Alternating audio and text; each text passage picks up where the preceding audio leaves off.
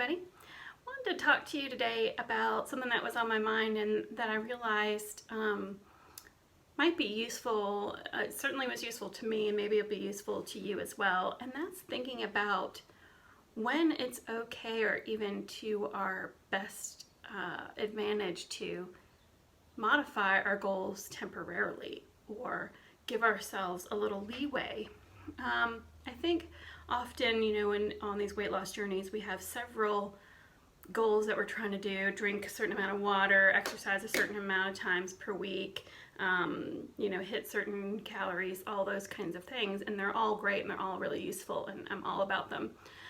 But I was thinking about how sometimes we might lose sight of the larger goal in trying to always hit those smaller goals.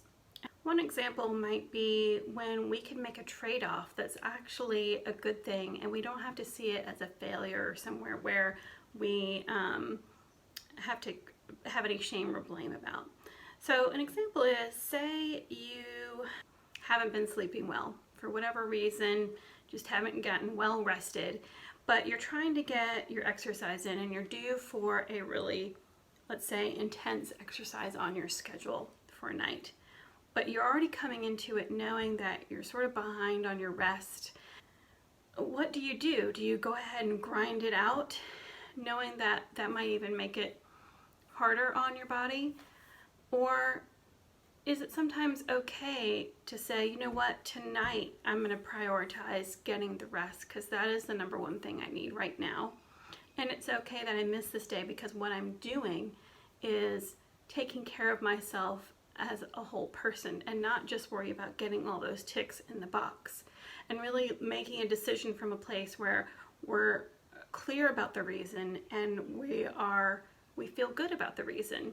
So if we know that in order to show up with full energy and the ability to keep going on with that exercise, that getting that extra rest on that day is the priority, that we make that switch.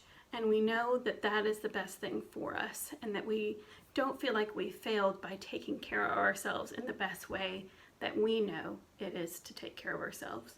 So giving our permission to do that, because I think what happens is when we don't give ourselves permission, or say we don't do the exercise, but we feel like you failed or we're not accomplishing the goal. If we get in that mindset about it, then it's that much easier to think about, that we're not accomplishing what we set out to do. When in essence, maybe we were doing exactly the best thing to take care of ourselves and to be able to show up the next day with more energy and be able to really be in that best place. Because when we're tired, we're hungry, and we might create more problems, that it would get more cravings and harder to stay on our plan. So we could actually snowball it by trying to stick to our checklist. So I think there are some instances where making a deviation from our plan is actually the best thing we can do, and not a slip up, but an intentional choice to take care of ourselves. I think the trick here, right, is to make sure that when we do that, we're really clear about it, and that we're not finding, we're not doing it in a way of finding excuses and thinking about it that way, but doing it when it serves us for our best wellness, and making that a clear decision. I think one other thought I just want to share too is, making sure that we are really aware of why we're making the decision to do or not do something, because we don't want to get in that sort of slippery slope of like, oh, it's okay, I'll do it next time, or blah, blah, blah. There are times we really want to hold ourselves to do something and show up for it, even when we don't want to. That is a big skill that we have to practice too, is often showing up for things even when we don't feel like it. But sometimes there is a choice to be made where it is the best thing to do for us. Now, just a simple, like, I don't feel like it, maybe is not really a great reason, right, to change your plan. But sometimes there are good reasons to change it, and just being able to distinguish between the two.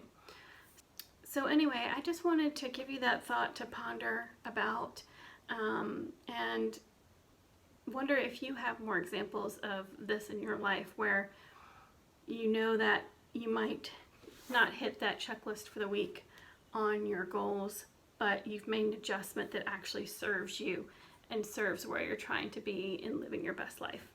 I think that's all I have for you right now. I'll talk to you real soon.